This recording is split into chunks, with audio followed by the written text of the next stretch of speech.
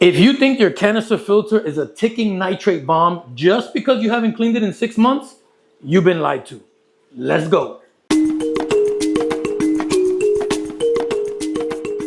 Let's clear this up right away. Your fish, not your filters, are the real nitrate factories. Your canister filter is just a middleman doing his job. Every time your fish pee, poop, or even look at you funny, nitrate is coming.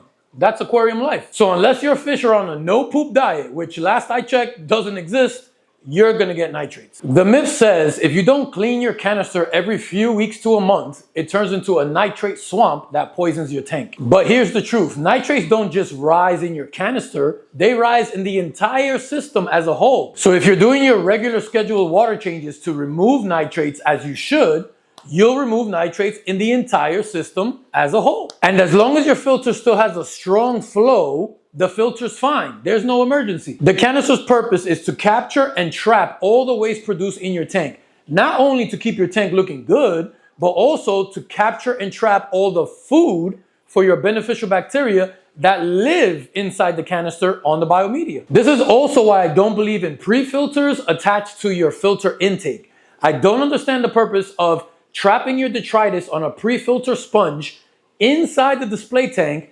preventing it from going inside your filter. You are literally defeating the purpose of your filter. I want all the waste and garbage to go inside the filter, not only so I don't have to see it, but also so that the majority of the beneficial bacteria living in the filter can go to town on it. But I digress. Now, of course, if you never clean your filter or your sponges, it's gonna get packed with uneaten food, fish poop, and maybe even some fish skeletons, then yeah, it's eventually gonna clog and reduce your turnover rate, which is the last thing that we want. But if your flow hasn't dropped and your water parameters are in range, you don't have to jump in there every month like it's a diaper change. Let me drop this little caveat though. If you use polishing media like fine filter pads, those will clog up very quickly, and you should be replacing those as soon as they need to be replaced. Same with any chemical media that you may be using inside your filter. Those tend to reach their capacity in about 30 to 45 days, so you gotta change those too. Let's keep this in mind. You may not notice when the flow starts to slow down. It doesn't go from Niagara Falls to a sludge stream overnight.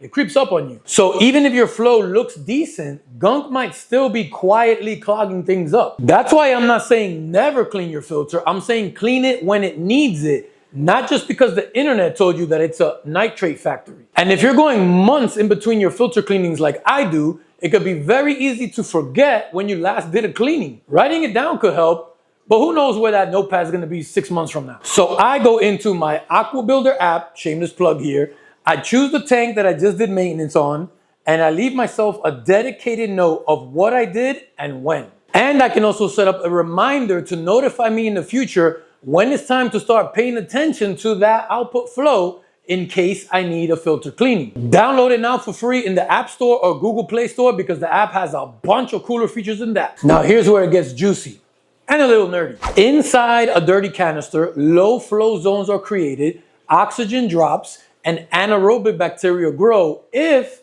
you're using a good biomedia like CChem Matrix. I use it in all my canisters. And guess what? Those anaerobes actually consume nitrates, converting it into nitrogen gas and releasing it out into the atmosphere.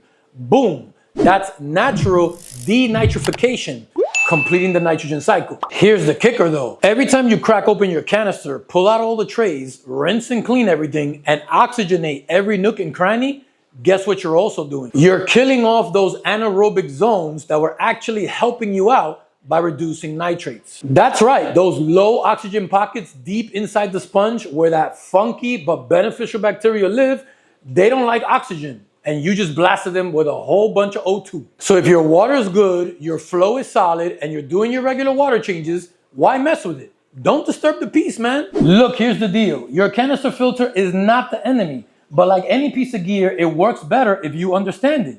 Do you got strong flow? Check. Are you doing your regular water changes? Check. Are you cleaning it only when it needs it? Check. Do these 3 things and your canister will run like a champ, not like a nitrate farm. But there's also some required husbandry besides just water changing to keep the aquarium itself clean. Like vacuuming all the excess poop that's just chilling on your substrate that didn't make it into the filter. Making sure to scrub any algae buildup off your glass, not overfeeding or overlighting, which will contribute to high nitrates and algae itself, and removing any dead organics like dead fish or dead plants from the tank. Many people don't consider these things at all and then wonder why their nitrates are sky high. And then they go post on those forums, you know, where all those experts are. Canisters are trash, bro. You gotta clean them like every other day. If not, you get algae and nitrates all over the place. You gotta have a tank like mine. Look how dope this is. Look. Be like me, bro. You gotta use a sump, not a canister. That's trash.